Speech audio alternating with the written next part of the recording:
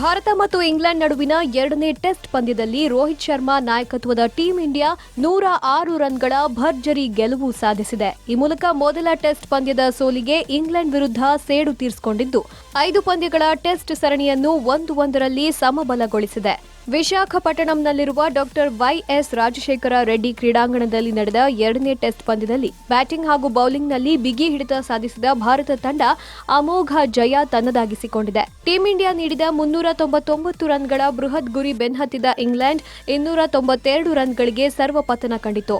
England ಪರ Jack ರಾವ್ಲೆ 73 run ಗಳಿಸಿದ್ದು ಬಿಟ್ಟರೆ ಉಳಿದ ಆಟಗಾರರು ಭಾರತೀಯ ಬೌಲರ್ಗಳನ್ನ ಎದುರಿಸುವಲ್ಲಿ ವಿಫಲರಾದರು. ಆದ್ರಿಂದ ಇಂಗ್ಲೆಂಡ್ 292 ರನ್ಗಳಿಗೆ ಆಲ್ಔಟ್ ಆಗುವ ಮೂಲಕ ಸೋಲೊಪ್ಪಿಕೊಂಡಿತು.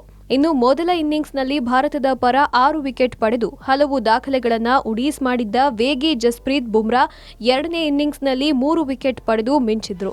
ಇದರೊಂದಿಗೆ ರವಿಚಂದ್ರನ್ ಅಶ್ವಿನ್ 3 ವಿಕೆಟ್, ಮುಖೇಶ್ ಕುಮಾರ್, ಕುಲ್ದೀಪ್ ಯಾದವ್, ಅಕ್ಷರ್ ಪಟೇಲ್ ತಲಾ 1 ವಿಕೆಟ್ ಕಿತ್ತು ಆಂಗ್ಲರ ಪಡೆಯನ್ನ ಬಗ್ಗು ಬಡಿಯುವಲ್ಲಿ ಯಶಸ್ವಿಯಾದ್ರು. ಇದಕ್ಕೂ ಮುನ್ನ ಟೀಂ ಇಂಡಿಯಾ ಮೊದಲ ದಿನದಿಂದಲೂ ಪಂದ್ಯದ ಮೇಲೆ ಹಿಡಿತ ಸಾಧಿಸುತ್ತಲೇ ಬಂದಿತು. ಟಾಸ್ ಗೆದ್ದು ಮೊದಲು ಬ್ಯಾಟಿಂಗ್ ಆಯ್ದುಕೊಂಡ ರೋಹಿತ್ ಶರ್ಮಾ ನಿರ್ಧಾರವನ್ನ ಬ್ಯಾಟ್ಸ್ಮನ್ಗಳು ಸಮರ್ಥಿಸಿಕೊಂಡ್ರು. ಯಶಸ್ವಿ ಜೈಸ್ವಾಲ್ ಭರ್ಜರಿ ದ್ವಿಶತಕದ ನೆರವಿನಿಂದ ಭಾರತ ತಂಡವು 396 ರನ್ ಪೇರಿಸಿತ್ತು.